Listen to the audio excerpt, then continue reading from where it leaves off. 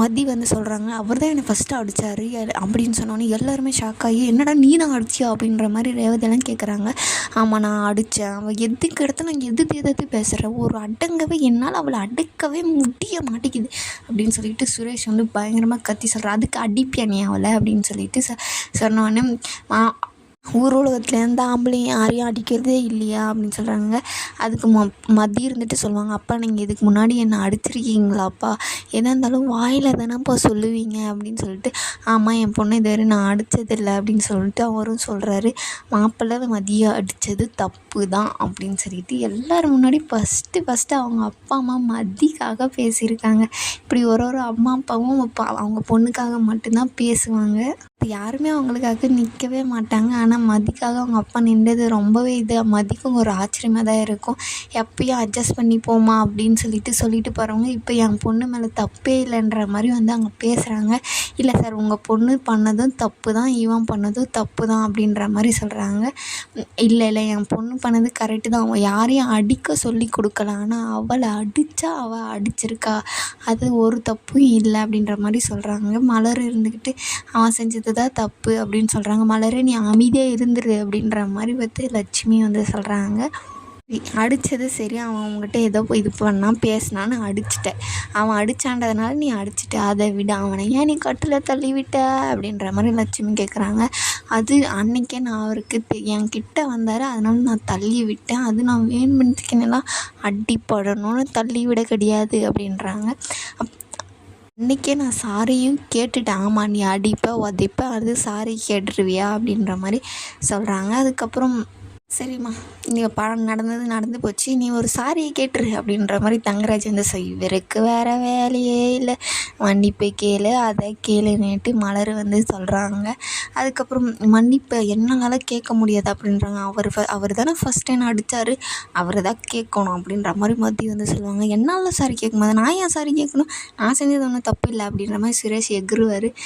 இது சரிப்பட்டு வராது, இவ மறுபடியும் போய் நம்மளெல்லாம் போலீஸ் ஸ்டேஷனில் தான் நிற்க வைக்க போகிறா அப்படின்ற மாதிரி தங்கராஜ் வந்து அவங்க மாமனாரை கூப்பிட்டுட்டு வாங்க மாமா தனியாக பேசணும் அப்படின்னு சொல்லிட்டு அவங்களுக்கு கூட்டிகிட்டு போய் சொல்கிறாங்க. இந்த மாதிரி இதே மாதிரி நீங்கள் பண்ணிட்டு இருந்தீங்கன்னா நீங்கள் அடுத்து ஜெயிலுக்கு தான் போகணும், அவன் வேலையும் போயிடும் அப்படின்ற மாதிரி சொல்கிறாரு.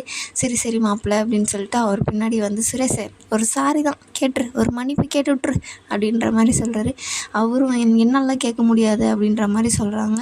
இல்லை சுரேஷ் கேளு அப்படின்ற மாதிரி சொன்னாங்க. அவளும் சாரி அப்படின்னு சொல்லிட்டு மதிக்கிட்டு சொல்கிறாங்க. மதியம் சொல்கிறாங்க, உங்களை அடித்ததுக்கு சாரி அப்படின்னு சொல்கிறாங்க.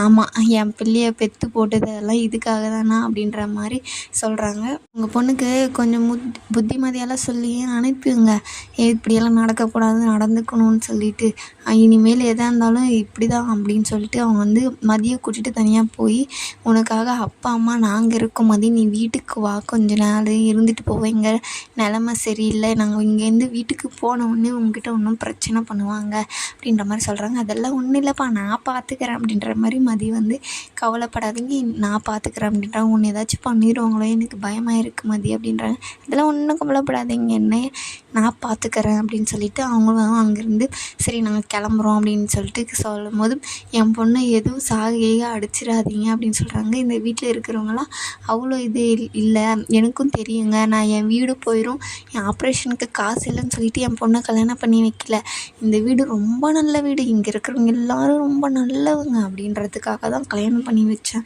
அப்படின்னு சொல்கிறாங்க. நீங்கள் சொல்கிறது கரெக்டு தான், அந்த மாதிரி யாரும் இங்கே பண்ண போகிறதில்ல, ஆமாம் அவங்க பொண்ணு தான் எங்களே போட்டு அடித்து சாகடிக்கணும், நாங்கள் அவளே பண்ணுறதா அப்படின்னு லட்சுமி சொல்லுவாங்க. அத்தை கொஞ்ச நேரம் கவனிருங்க, இது இப்படியே போகக்கூடாது, உங்கள் பொண்ணுக்கு கொஞ்சம் இது சொல்லுங்கள், இந்த வீட்டில் இருக்கிறவங்கள யாரும் அந்த மாதிரி பண்ண மாட்டாங்க அப்படின்னு சொல்லிட்டு அவங்களும் அங்கேருந்து கிளம்புறாங்க. சரி அவங்களெல்லாம் அனுப்பி வைக்கிறதுக்கு பாக்கியராஜும் மலர் எல்லாருமே போவாங்க. இங்கே வந்து பார்த்திங்கன்னா சுரேஷ் பண்ணது தான் தப்பு அப்படின்ற மாதிரி ரேவதி வந்து சொல்லுவாங்க. நீ என்ன இந்த வீடா அந்த வீடா அப்படின்ற மாதிரி வந்து தங்கராஜ் வந்து கேட்கும்போது எந்த பக்கம் நியாயமோ அதை அந்த பக்கம் தாங்க நான் நிற்பேன் அப்படின்றாங்க.